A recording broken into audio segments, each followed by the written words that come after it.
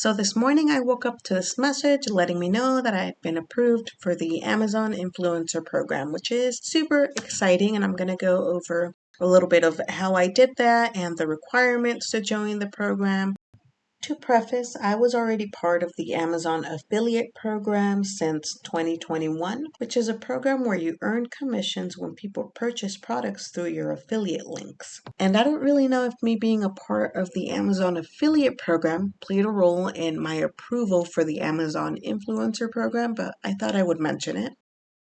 You do need an active social media account to be approved for the Amazon Influencer Program. I used this YouTube channel and I only have about 2,300 subscribers, 58 total videos on the channel, and to be honest, it had been kind of inactive for the past couple of years because I was going through graduate school. I actually just graduated with my master's degree in speech and language pathology. One eternity later. And there wasn't really much engagement going on in this channel recently, which is why I was surprised that I was approved so quickly. So once you're approved, you set up your Amazon influencer account and you have to upload 3 videos for them to review to see if they are going to approve you for what they call on-site commissions, which would allow your video to be published on the product pages of those products that you're reviewing. And that's how you make your commission, right? If somebody goes to a product page and watches your video and then decides to purchase, then you get a commission out of that purchase.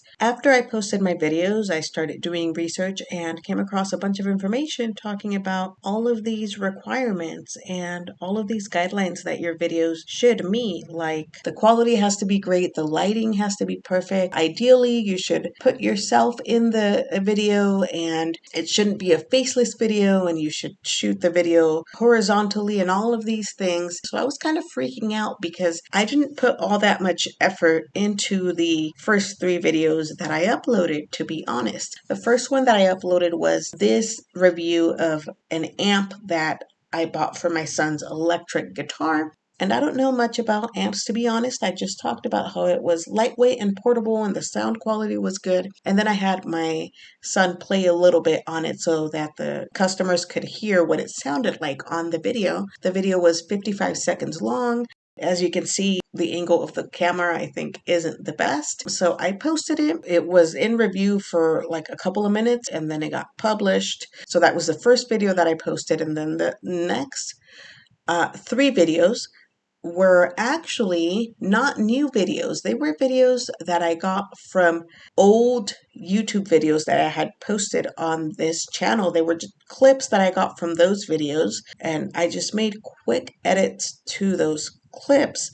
I did voiceovers just talking about that specific product that I was focusing on. So for example, I've made a couple of t-shirt tutorial videos in the past using Nina 3G Jet Opaque, which you guys know is my go-to transfer paper. I took one of those videos and I clipped it to make it shorter, and I talked about the transfer paper, how to use it as I walked through what I was doing in the tutorial. So essentially, my Amazon review videos, the majority of them are mini versions of the longer tutorials that I've posted on this channel, but focusing in on specifically one product that I used during the tutorial.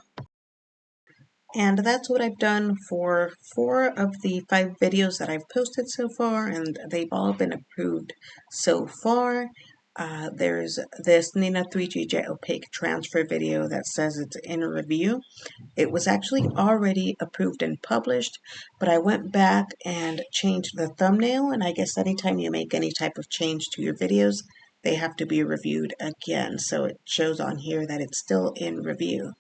Another thing that I noticed is that at least 2 of the videos that I posted were for products that had very few videos already posted on there or none. Like this silver candy wrapper that I used to wrap my nephew's candy bars for his birthday party. They are candy wrappers from Foilman, and the listing itself did have a couple of pictures in the reviews, but there were no videos posted. So when you go to the page, you'll see that my video is the one that pops up on there. And I didn't do this intentionally, it just kind of happened. This was one of the shorter YouTube videos I had, so I figured it'd be easier to edit. So it's possible that Amazon does factor that in when deciding whether or not to approve your videos. So I would look for products that don't have any or have very few review videos and focus on those. Another thing that I wanted to point out is that, as you guys may have noticed, my videos are all faceless. And despite that, I still got approved. And I think part of the reason for that may be that my videos are very hands-on. They are tutorials that walk the customers through how to use heat transfer vinyl and transfer paper step by step. And I think that that's more engaging for the viewer. I know personally, as a customer, I would rather see something like that than watch someone just hold up a piece of vinyl in front of a camera and talk about why they like it. So even if your videos are faceless, you can still make them engaging.